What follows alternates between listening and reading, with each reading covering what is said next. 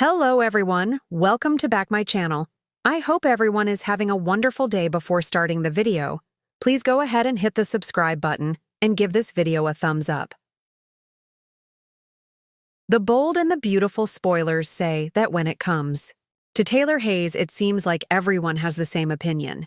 It might be time for her to go, and by that, they mean it might be time for Taylor to be killed off from the hit CBS soap. That, or at least there could be an attempt on her life, just like there has been on so many other characters on the show.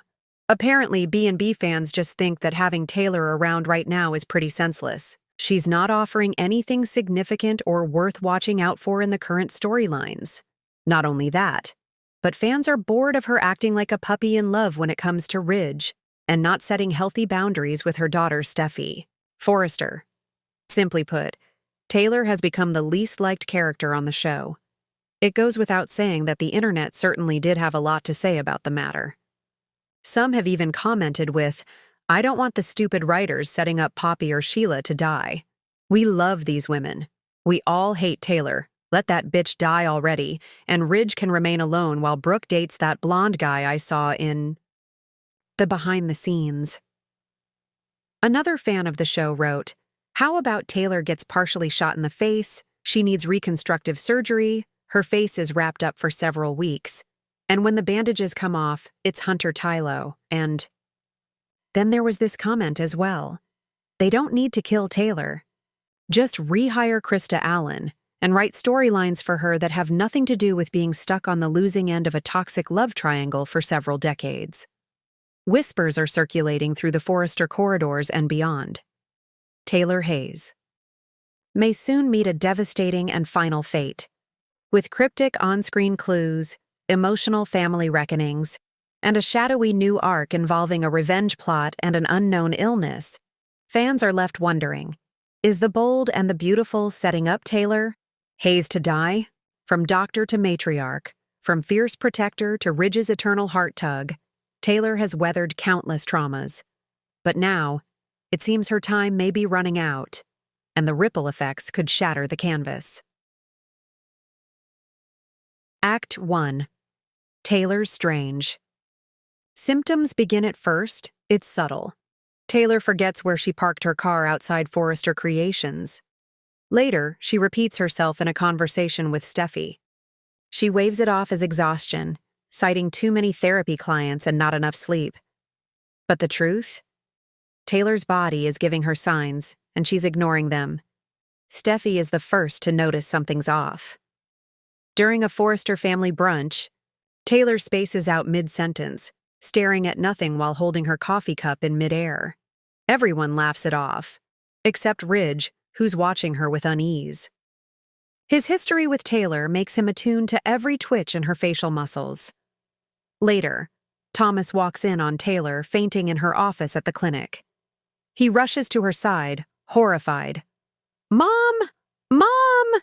Cue dramatic fade-out and hospital scene, ACT. 2. Diagnosis and denial. Enter Dr. John Finnegan running tests on Taylor. As her pseudo-son-in-law, he insists on taking the case personally. What he finds chills him. A rare degenerative neurological condition. One with no known cure and a rapid decline. Taylor tries to wave it off. "You don't need to tell anyone. I've lived through worse," she insists. But Finn, shaking his head, refuses to lie to Steffi or Thomas. "What you're facing, Taylor. It's going to move fast." Word spreads like wildfire. Brooke learns from Ridge, and shockingly, she's one of the first to visit Taylor, breaking their truce of passive-aggressive tension. "I may not have always liked you," Brooke says tearfully, "but I've always respected your strength." Taylor, moved by the gesture, hugs her rival. Meanwhile, Thomas spirals. He begins working obsessively at Forrester, channeling his pain into risky designs and ignoring Hope, who begs him to talk.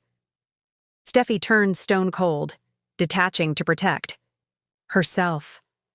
But cracks show when she yells at Hayes for misplacing a toy, then immediately bursts into tears. Act 3. A shadow from the past. Sheila's twisted move. While the family grapples with the tragedy, A devil creeps in. Sheila Carter. Having wormed her way back into Bill's world, Sheila catches wind of Taylor's condition and sees an opportunity. She's never forgiven Taylor for shooting her all those years ago, and now she wants to, make her suffer in the worst way. Sheila begins sending anonymous threats, triggering old PTSD in Taylor. At first, Taylor blames the symptoms on her illness: confusion, paranoia, flashes of fear. But when her car brakes mysteriously fail on Mulholland Drive, she knows this is more than her brain betraying her. Ridge confronts Bill. "You said you could control her. Looks like you can't." Bill, torn between his complicated feelings, for Sheila and his own brand of justice, begins quietly watching Sheila's every move. Has she crossed the line again? And will he stop her? Or help her finish what she started, Act 4? Ridge and Taylor's last dance. Taylor receives the news that her condition is worsening. Finn says she may only have weeks, not months. At this point, the storyline shifts to emotional legacy. Steffi and Thomas decide to throw a celebration of life party while Taylor can still enjoy it. The Forrester mansion is adorned with candles, old photos, and violin music. Ridge brings in their old wedding album, flipping through pages with Taylor as they sit side by side. "I never stopped loving you," Taylor whispers. "I know," Ridge says, cupping her face. Their kiss, soft, final, full of decades of pain and passion, leaves Brooke watching from a corner with tears in her eyes. Later that night, Taylor collapses again, and this time the hospital stay is extended. Her speech is slurred. Her motor control falters. Steffi sleeps at the foot of her bed every night. Thomas, meanwhile, starts drawing a portrait of Taylor, a final gift to remember her by. Hope tells Liam, "This is more than a goodbye. This is a reckoning." Sat 5. The letters and the ye. Will knowing her time is short, Taylor begins writing farewell letters to everyone she loves. Her letter to Steffi is a warning to stop carrying the weight of the world. To Thomas, she begs him to never lose his moral compass again. To Ridge, she simply writes, "You'll always be the great love of my life, even when I hated you." But her most surprising letter? To Brooke.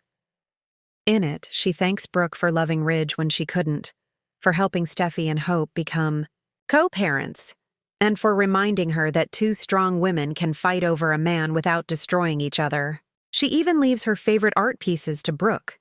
"So you can finally hang something up that's not a photo of you and Ridge," she jokes. Brooke sobs as she reads the letter, and for once, she doesn't care who sees her cry. Act 6. Sheila's last strike, and Taylor's final heroism. Sheila, furious that Taylor's getting a saint's send-off, decides to go full villain. She corners Taylor in the clinic late one night, intending to inject her with something lethal and frame the disease. But what she doesn't expect is that Finn arrives just in time. And so does Bill, having finally chosen to betray Sheila. Chaos erupts. Sheila grabs a scalpel, threatening to take out both Taylor and Finn. But in a dramatic, tragic turn, Taylor throws herself between Sheila and Finn, taking a stab wound to the abdomen. The already weak and sickly Taylor crumbles to the ground. Blood pools. Sheila is arrested, again. Finn screams. Ridge arrives just as Taylor takes her final breath. Her last words, "Tell Steffi and Thomas. I was never afraid, only proud." Epilogue. A family forever changed. The fallout is immense. Steffi and Thomas are inconsolable. Ridge spirals into deep mourning, questioning every choice that led him away from Taylor. Brooke comforts him, but even she realizes there are wounds she can't fix. Taylor's funeral is an emotional affair, held outdoors, with soft white roses and photos of her life. Her legacy is remembered not only as a psychiatrist, but as a mother, a healer, a warrior. The final scene? Hope, reading Taylor's letter to her again. A single tear slides down her cheek as she whispers, "She changed us all." The camera pans to the ocean, where Ridge scatters Taylor's ashes, whispering, "Goodbye, Doc." Conclusion. Is it really the end? Soap operas are no stranger to resurrection, and Taylor Hayes has already died and come back once. But this speculative arc allows for a poignant, heroic, and legacy-defining send-off that would shift the bold and the beautiful forever.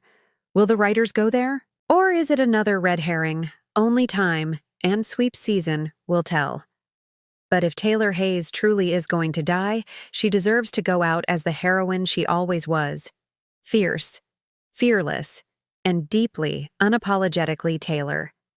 Thanks for watching this video, and please subscribe our Bold and Beautiful Update YouTube channel for more update news.